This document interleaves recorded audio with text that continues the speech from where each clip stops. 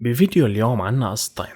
القصة الأولى عن شخص قرر إنه ينتقم من صديقته السابقة بطريقة غريبة ما بتخطر ببال حدا، والقصة الثانية عن شاب أعجب ببنت ولحتى يخليها هي كمان تعجب فيه دخل نفسه بورطة وما عاد قدر يطلع منها. القصة الثانية بتبدأ بهذا الوقت من الفيديو.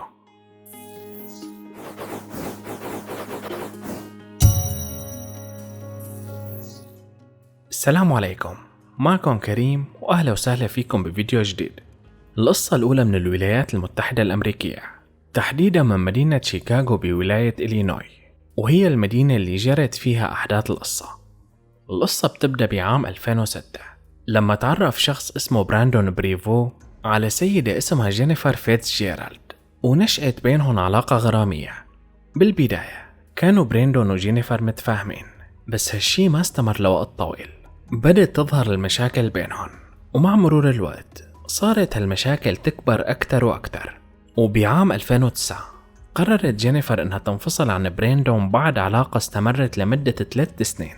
براندون كان لساته بحب جينيفر وبده يبقى معها، وحاول بكل الطرق إنه يصلح الوضع بينه وبينها، بس جينيفر كانت مصرة على انفصال. وفعلا هذا اللي صار بالنهاية. بعد الانفصال مشاعر براندون تجاه جينيفر تحولت لحقد وكره، وبلش يفكر بطريقة ينتقم فيها منها. وفعلا لقى طريقة للانتقام ما بتخطر ببال حدا. شو هي هالطريقة؟ كان عند براندون سيارة قديمة وحالتها سيئة وتقريبا ما لها أي قيمة، وكان مقرر إنه يشتري سيارة جديدة.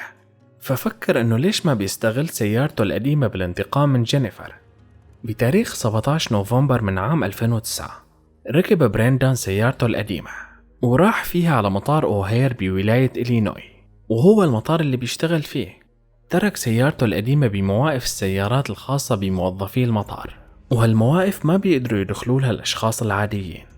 وين الانتقام بالشي اللي عمله؟ الانتقام إنه هالسيارة القديمة كان براندون مسجلها باسم جينيفر لما اشتراها، وهي ما عندها أي فكرة عن هالشي.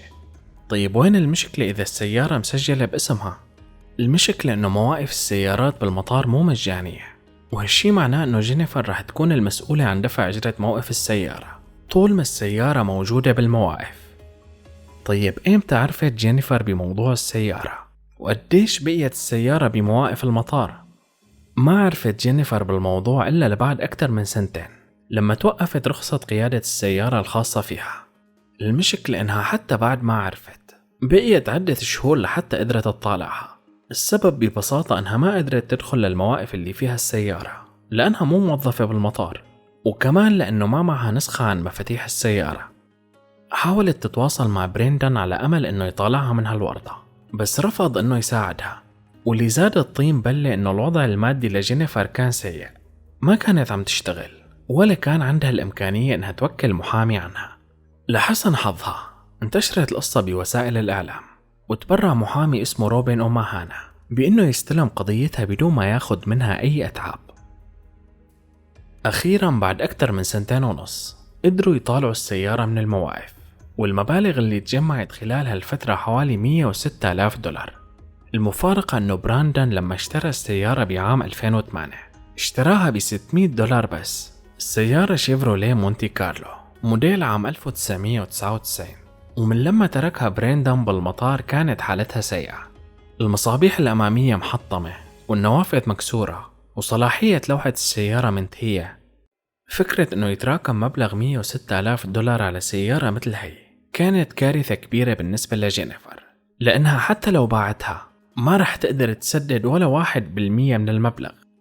كان في لوم كبير على الشركة المسؤولة عن تشغيل مواقف السيارات بالمطار، لأنهم كانوا شايفين إنه المبالغ عم تتراكم على سيارة بأضعاف قيمتها بدون ما يتخذوا أي إجراء، رغم إنهم المفروض يسحبوها من المواقف بعد مرور 30 يوم.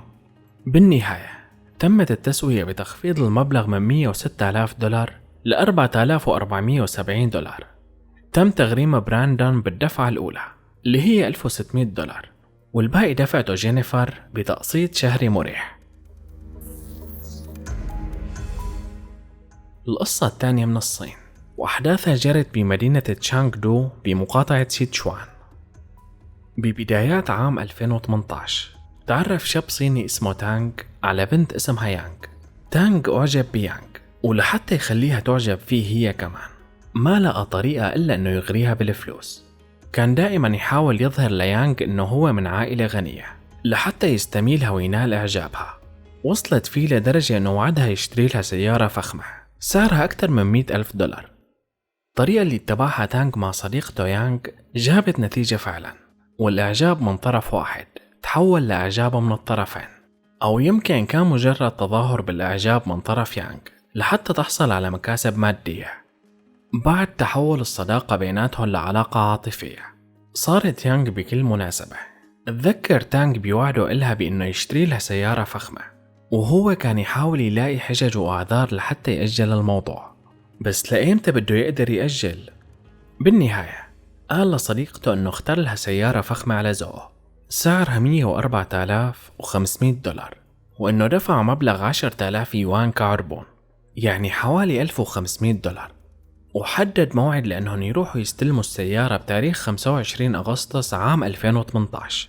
راح تانغ مع صديقته يانغ وأخته على معرض السيارات، ولما وصلوا قدام المعرض قال لهم انتظروني هون، رايح على البنك اسحب 700,000 يوان اللي هن $103,000 الباقيين من سعر السيارة. راح تانغ على البنك ورجع بعد حوالي ساعة، بس كان بحالة جدا سيئة وإيده مجروحة. قال تانغ إنه هجم عليه شخص غريب بعد ما طلع من البنك، ضربه بالسكين على إيده وسرق منه الفلوس وهرب. نقلوه أخته وصديقته على المشفى، وهنيك إجوا الشرطة وحققوا معه لحتى يحاولوا يوصلوا للحرامي اللي سرق الفلوس. بس اللي تبين من خلال التحقيق ما كان متوقع أبدا. أظهرت كاميرات المراقبة إنه تانغ ما راح على البنك، اللي عمله إنه راح على سوبر ماركت قريب واشترى منه سكين وجرح إيده. ليش هيك عمل؟ لحتى يحاول يتهرب من الورطة اللي تورطها لما وعد صديقته يانغ بإنه يشتري لها سيارة فخمة. طيب ليش ورطة؟ لأنه تانغ أصلا فقير ووضعه المادي سيء جدا، وإذا بيجمع راتبه لسنين ما بيقدر يشتري هيك سيارة، وكل الكلام اللي كان يقوله ليانغ إنه ثري مجرد كذب.